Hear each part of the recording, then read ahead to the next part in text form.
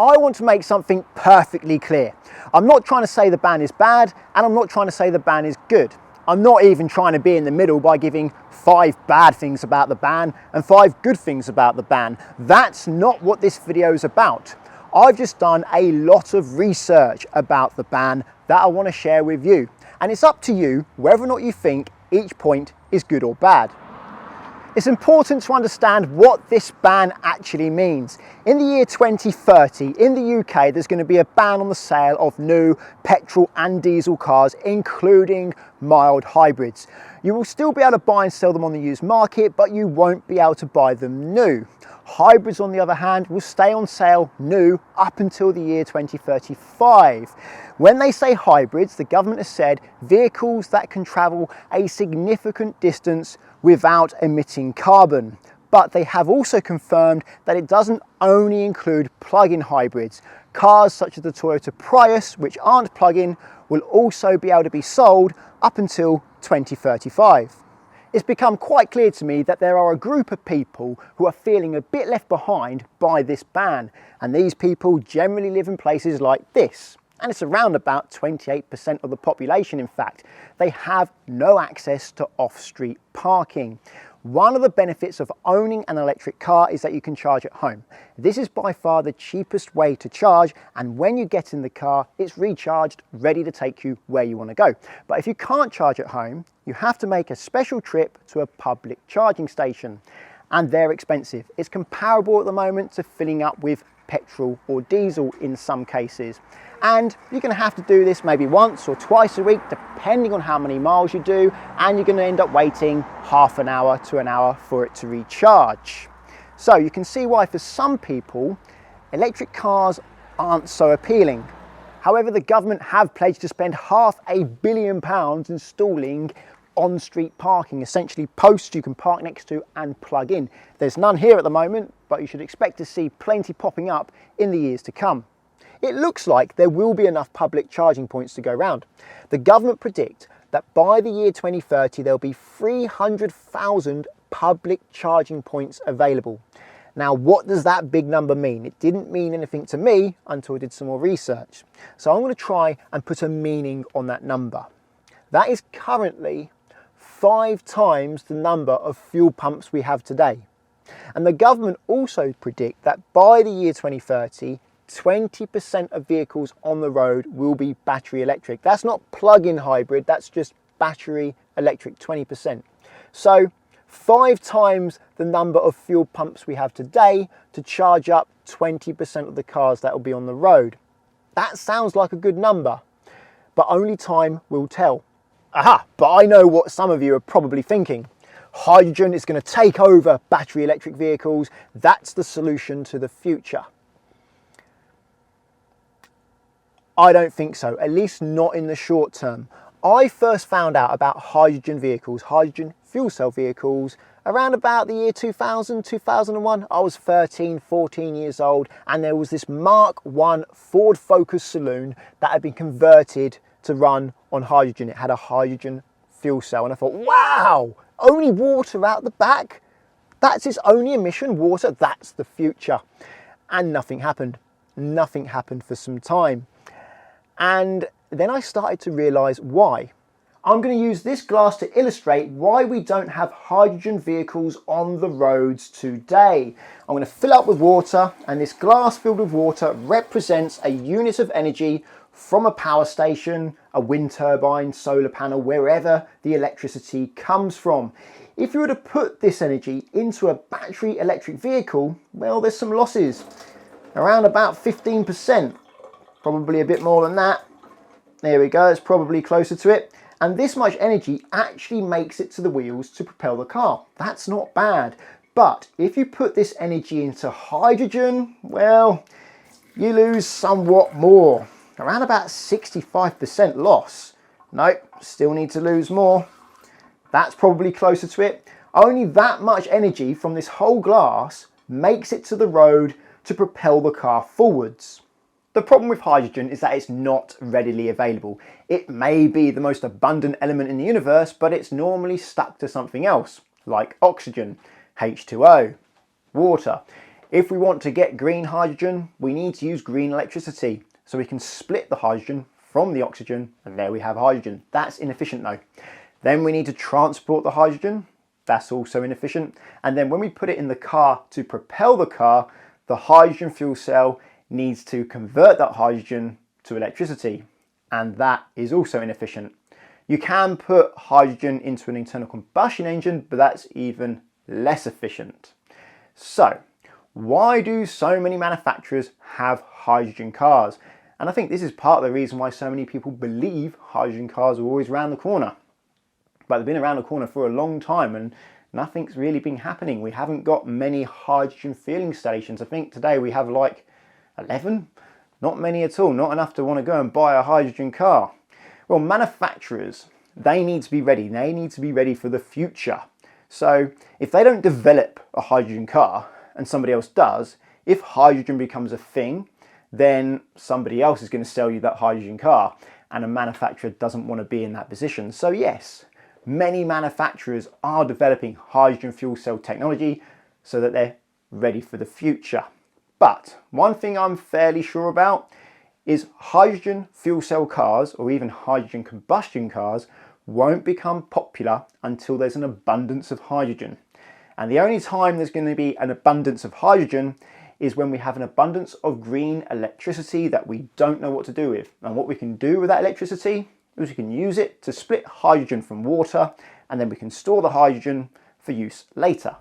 The 2030 part of the ban certainly seems to ban the sale of new manual cars, if not directly, but indirectly. You see, hybrids don't really work well with a manual gearbox. Having said that, the first hybrid I knew about, which was the Honda Insight, that actually had a manual gearbox. But having a manual in a hybrid doesn't really make sense because it severely limits how efficient the hybrid system can be. So it's clear that by 2030, you're not going to be able to buy any manual cars, at least no new manual cars. And don't manual enthusiasts know it? Up and down the country, they're up in arms about how they won't be able to place an order for a brand new manual car. Delivery miles, warranty, fresh seats, fresh steering wheel. Not having to worry about how the previous owner has taken care of it. Choosing their own colour, taking delivery of the car, getting in it, taking the stick and showing it how to drive.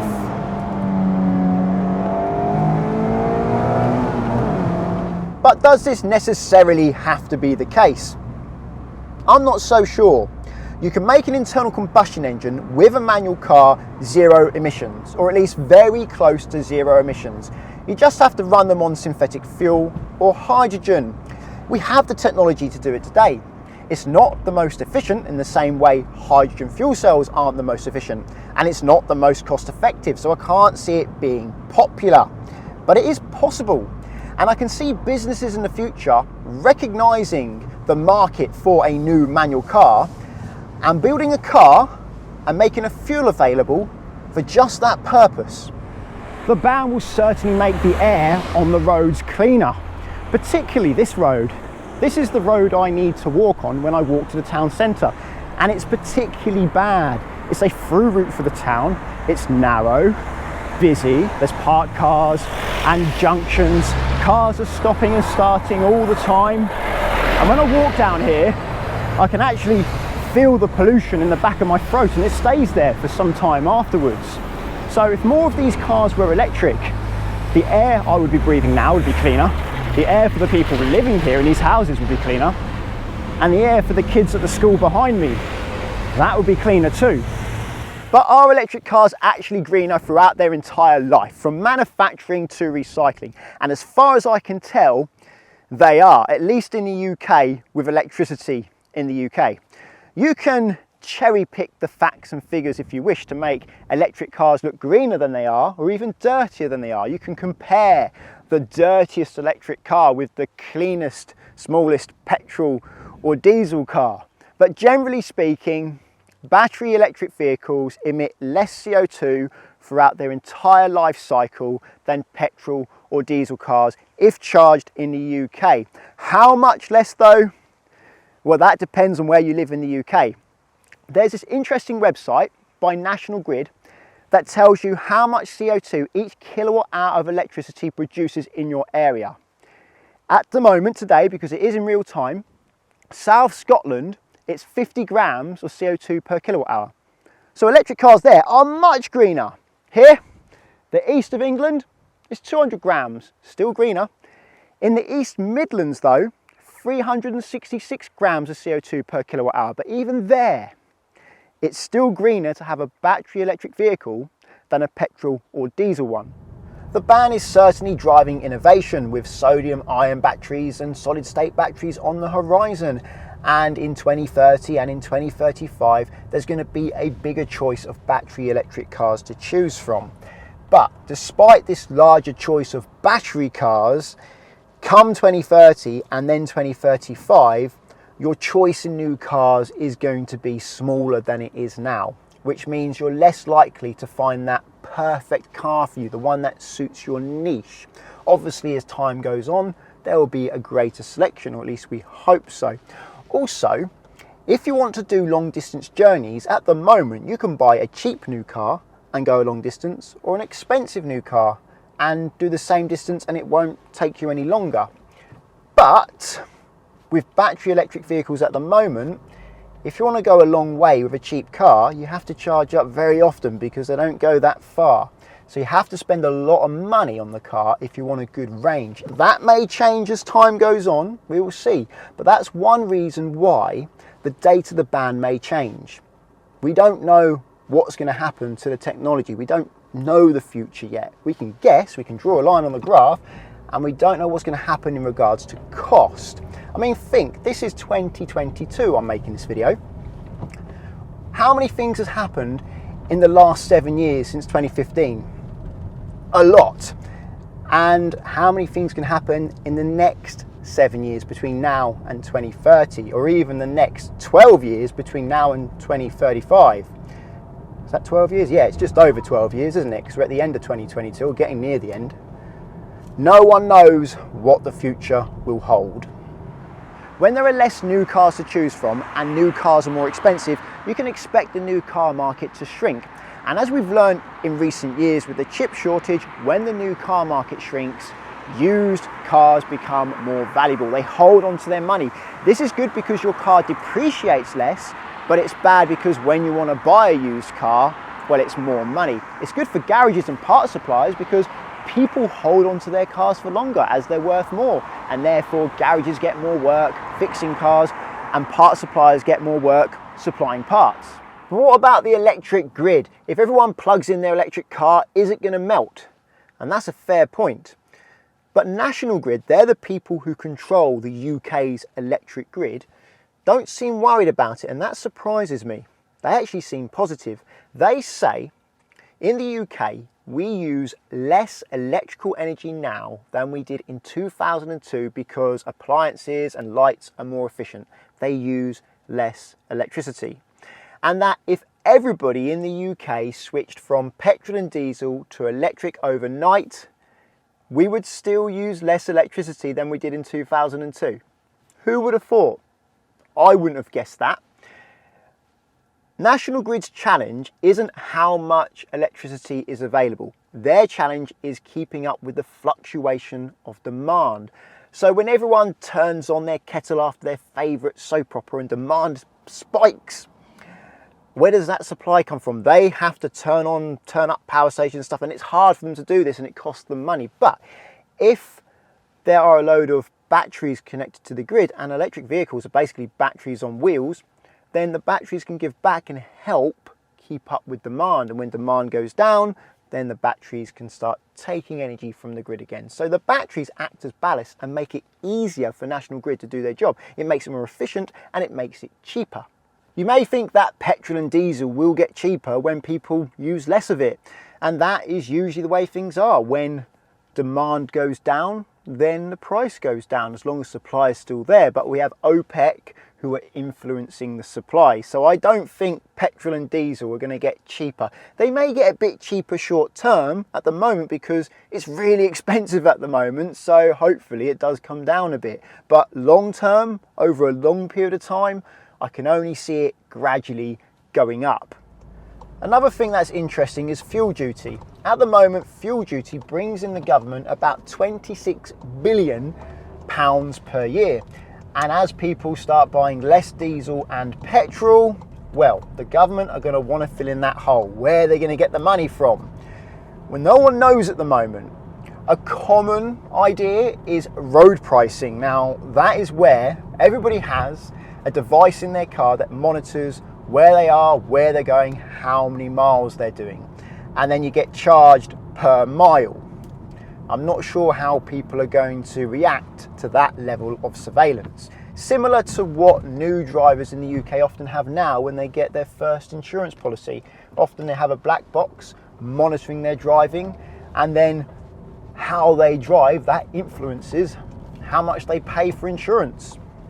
Many people agree that this ban doesn't solve the CO2 problem, far from it. The UK is a small place in the world and the cars in the UK make up a tiny fraction of the CO2 that's produced. And we're not getting rid of that CO2, we're just reducing it. But it is a step in the direction of reducing CO2 and it encourages other countries to follow suit. Whether the ban happens in 2030 and 2035, who knows? Many things can happen between now and then. No one knows the future. But what it is doing right now is it's pushing manufacturers to find new ways to propel cars and store electrical energy. So, even though it's a date in the future and a plan, it's kind of doing something now. But don't be surprised if the dates change because, well, I don't really follow the news much, but when I do, I've noticed that just because the government say something's going to happen, that doesn't mean it's going to happen. If you think the video is interesting, please give it a thumbs up. And if you're looking for car insurance, check out the links to Collingwood and Confused in the description. If you're learning to drive and want to insure yourself on somebody else's car, Collingwood are there for you because you can do so without affecting the owner's policy, taking away a big stress from the owner of that car. And at the moment, via the link, there's up to 35% off and a £20 Amazon gift card. If you want to insure your own car, I recommend checking out the link to confused.com. You fill out one quote form, get loads of quotes back to compare who's cheapest, and you can change your car on that quote as many times as you like to see how much it costs to insure different cars. Using the links doesn't cost you anything, but it does support the channel, so thank you very much. Subscribe to get my future videos, and until the next one, cheerio.